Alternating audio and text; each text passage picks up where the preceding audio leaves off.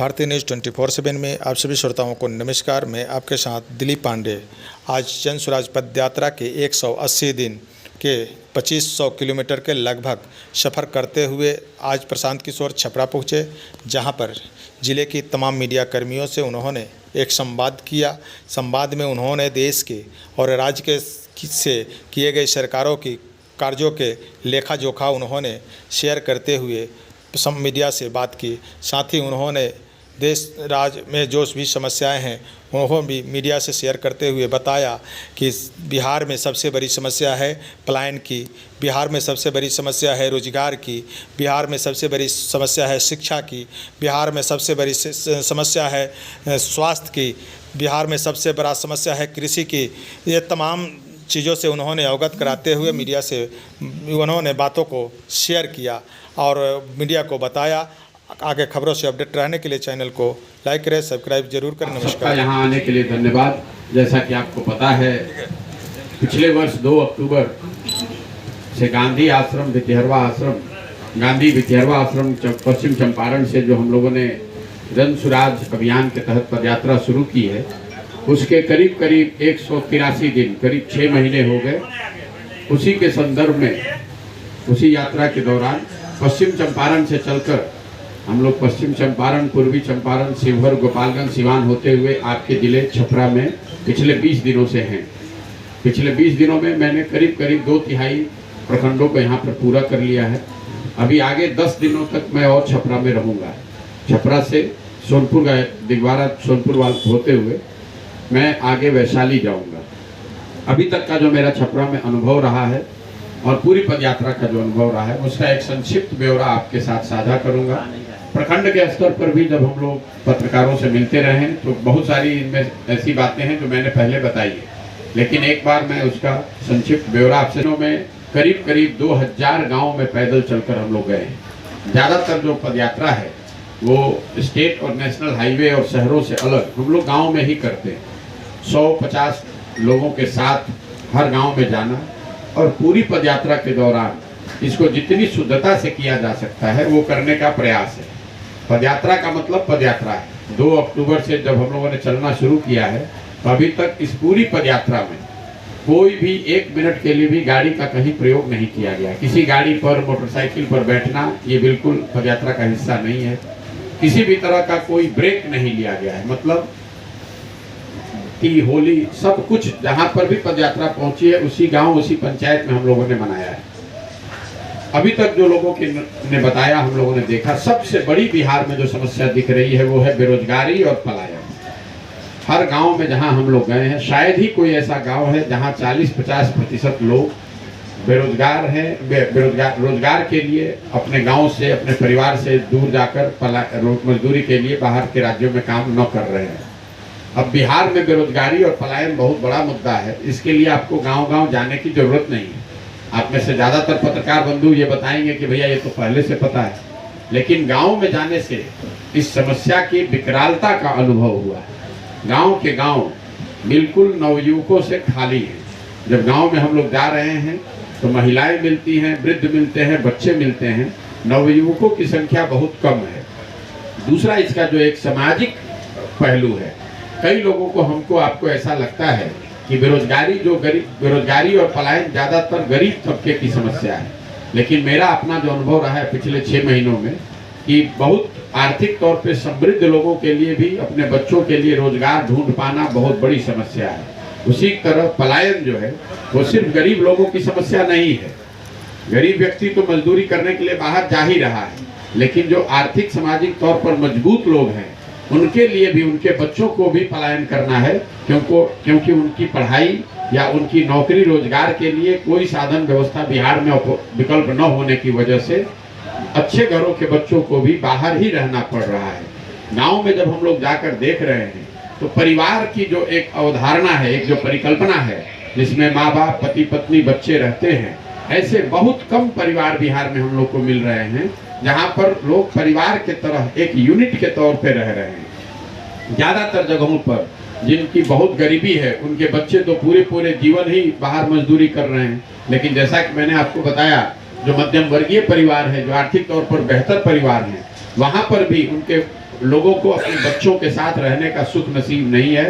एक तरीके से इस बात को मान लिया गया है कि परिवार में लोग, जब कोई लड़का या बच्ची बड़ी हो जाएगी तो वो परिवार के साथ नहीं रह सकती है, चाहे उसको पढ़ाई के लिए या रोजगार के लिए, मजदूरी के लिए, नौकरी के लिए अपना परिवार छोड़कर ही जाना है। तो ये एक बहुत बड़ा सामाजिक पहलू है। जैसे मान लीजिए मैं अभी 1 साल से पैदल चल रहा हूँ, तो कई लोग इस बात की 6 महीने से चल रहा हूँ, लोग चर्चा कर रहे हैं कि भाई ये अपना परिवार छोड़कर चल रहे हैं।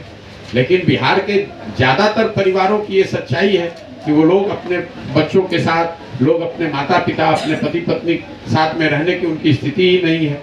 अगर वो बेरोजगार हैं, गरीब हैं, तब तो मजदूरी करने के लिए बाहर हैं, साल में एक बार आते हैं, 10-15 दिन रहते हैं, बाकी पूरे समय उनके घर में उनके बच्चे, उनके परिवार के लोग, उनको अपने ही बल पे रहना है। तो बेरोजगारी और पलायन मेरी समझ से आर्थिक, सामाजिक, हर पहलू, हर नजरिए से ये बिहार की सबसे बड़ी समस्या है। दूसरी जो बहुत बड़ी समस्या है, चूंकि बिहार में कृषि की बहुत प्रधानता है, तो किसानों की जो हालत है वो बहुत बदहाल है। उसके पीछे जो 3 मुख्य कारण समझ में आते हैं। पहली बात, यहाँ पर जो जमीन की ओनरशिप है, चूंकि बिहार में पिछले 75 साल में भूमि सुधार को लेकर कोई प्रयास नहीं किया गया है, उसकी वजह से बिहार में 60% लोग, ये आंकड़ा याद रखिएगा, बिहार में 60% लोग भूमिहीन हैं। देश के स्तर पर 38% लोग भूमिहीन हैं। बिहार में समाजवाद के नाम पर, सामाजिक न्याय, गरीबों के नाम पर दशकों से राजनीति तो चल रही है, लेकिन भूमि सुधार की दिशा में कोई प्रयास न होने की वजह से बिहार में 60% लोग भूमिहीन हैं, उनके पास एक धूर जमीन नहीं है। दूसरी जो भूमि को लेकर बड़ी समस्या है कि जो 40% लोग जिनके पास जमीन है, उनमें से 40 में से 35 व्यक्तियों के लैंड होल्डिंग जो है, जमीन 2 बीघे से कम है। तो बिहार में जो खेती हो रही है वो कमाने वाली नहीं, खाने वाली खेती है। ज्यादातर लोग वही अपने खेत में उपजा रहे हैं या उपजा पा रहे हैं, जिससे उनके बाल बच्चों का, उनके परिवार का पेट भर जाए, उससे उसकी आमदनी नहीं हो रही है। आंकड़े ये बता रहे हैं कि बिहार में 100 में 5 से 6 किसान ही ऐसे हैं जिनके लिए खेती आमदनी का जरिया है। ज्यादातर लोगों के लिए खेती अपने पेट भरने का उपाय है, या फिर उस खेत में मजदूरी वो लोग कर रहे हैं। ये किसानों की सबसे बड़ी समस्या है। भूमि लैंड ओनरशिप जो है, इसी से जुड़ा हुआ सारा पहलू है। लोगों के पास रसीद काटने के लिए पैसे देने पड़ रहे हैं, उसका स्वामित्व का पता नहीं है। भूमि सुधार को लेकर एक जो बड़ी समस्या है, उसका असर आपको खेती किसानी करने वाले लोगों पर दिखता है। जिस वजह से है वो है जल संसाधन के क्षेत्र में कोई समुचित बेहतर प्रयास न होना। बिहार के स्तर पर करीब 50% खेती योग्य जो जमीन है उसमें बाढ़ का खतरा है, और जो बाकी का 50% जमीन बच गया उसमें एक बड़ी मात्रा में जमीन ऐसी है जो नदियों के कटाव या सिवान, छपरा जैसे जिलों में चंवर की जो समस्या है, जो जल जमाव की समस्या है। मैं छपरा में इतने दिन से घूम रहा हूँ, जमीन यहाँ पर पानी के निकासी के न होने की वजह से या तो वहाँ एक फसल हो रहा है या एक भी फसल नहीं हो रहा है। तो पहली समस्या मैंने आपको बताई खेती किसानी को लेकर, वो है जमीन, भूमि सुधार का न लागू होना। दूसरा है जल संसाधन, या तो लोग बाढ़ की मार चपेट में हैं या फिर उनके खेतों में पानी की सिंचाई की सुविधा नहीं है। एक मैं आपसे आंकड़ा साझा कर रहा हूँ, पूरे देश में बिहार एकमात्र ऐसा राज्य है जिसमें पिछले 10 वर्षों में सिंचित भूमि की मात्रा कम हो गई है। 10 वर्ष पहले अगर बिहार में 100 एकड़ में सिंचाई की सुविधा थी, तो 10 वर्ष बाद पिछले वर्ष वो घटकर 11% से घटकर 89 एकड़ रह गई है। ऐसा इसलिए हुआ है कि पहले जो नहर बनाए गए या नलकूप की व्यवस्था की गई, वो रख रखाव के अभाव में अब उसमें पानी आना या उससे सिंचाई की सुविधा बंद हो गई है। ये मुझे चंपारण में भी दिखा, सिवान, गोपालगंज, छपरा के एरिया में भी दिखा, और आप लोग भी देख रहे होंगे। ब्लॉक वाइज भी, पंचायत वाइज भी ज्यादातर जगहों पर जहां नहर पहले से बने हुए थे या पिछले 10 साल में बने, वहां पर भी पानी नहीं आ रहा है। तो पहली समस्या भूमि की है, दूसरी समस्या सिंचाई की है, लेकिन इन दोनों से बढ़कर तीसरी जो बड़ी समस्या है जिसकी वजह से यहाँ किसानों की हालत बदहाल है, वो है उनके फसलों की उचित मूल्य का न मिल पाना।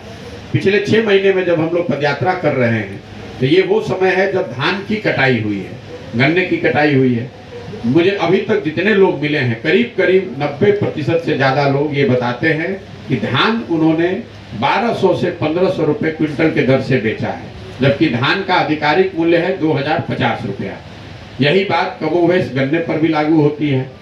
चीनी मिलों के हर जगह बंद होने की वजह से, चाहे वो मरौड़ा हो या मोतिहारी हो, पूरे चंपारण गोपालगंज सीवान एरिया में 30 से ज़्यादा मिले चीनी मिलों के बंद होने की वजह से गन्ना उपजाने वाले ज़्यादातर किसान या तो उन्होंने गन्ना उपजाना बंद कर दिया है, या जो लोग उपजा रहे हैं वो पूरी तरीके से मिलों की मनमानी उन पर है। मिल चाहे तो वेराइटी के नाम पर, वजन के नाम पर या किसी अन्य वजह से आपको जो भाव वो देना चाहते हैं वही भाव आपको मिलता है।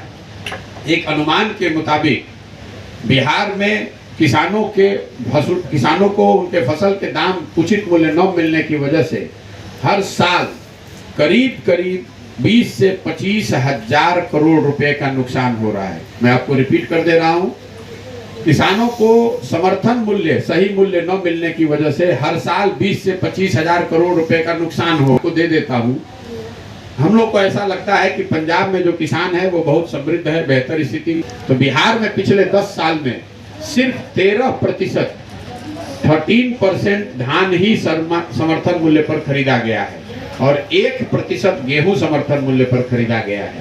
पंजाब में ये आंकड़ा है 70%, मतलब 70 जो पंजाब के किसानों ने उगाया 70% धान सरकारी समर्थन मूल्य पर खरीदा गया, 70% से ज्यादा गेहूं समर्थन मूल्य पर खरीदा गया, जबकि बिहार में 10 साल में, एक साल में नहीं, पिछले 10 साल में सिर्फ 13% धान और 1% गेहूं ही समर्थन मूल्य पर खरीदा गया। तो जो सरकारी समर्थन मूल्य है और जिस भाव पर किसान अपनी जमीन, अपना फसल बेच रहे हैं, ये अंतर का जब आर्थिक आकलन कीजिएगा तो वो निकल कर आता है करीब करीब 20 से 25 हजार करोड़। मतलब अगर फसल के दाम सही मिले होते तो बिहार के किसानों को सारी परेशानी के बावजूद 20 से 25 हजार करोड़ रुपया हर साल का अलग से मिलना चाहिए था। इन 3 बड़ी समस्याओं की वजह से खेती किसानी करने वाले लोगों की हालत ये है कि रास्ते चलते लोग बताते हैं कि पहले 4-5 बरस कोई किसान मेहनत करता था, खेती करता था, तो 1 कट्ठा 5 कट्ठा जमीन खरीदता था।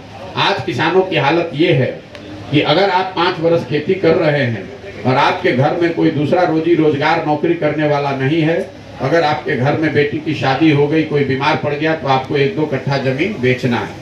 इसके अलावा स्वाभाविक तौर पर रास्ते में जब हम लोग चल रहे हैं तो किसान अपनी तात्कालिक समस्याओं की भी बात करते हैं, जिसमें यूरिया की काला बाजारी सबसे बड़ा मुद्दा है कि यूरिया जो 277 का है वो लोग 500 से 1200 रुपए तक लोगों ने उसका मूल्य चुकाया है, और उस मूल्य पर भी यूरिया जब और जितनी मात्रा में उनको मिलना चाहिए वो मिल नहीं पा रहा है।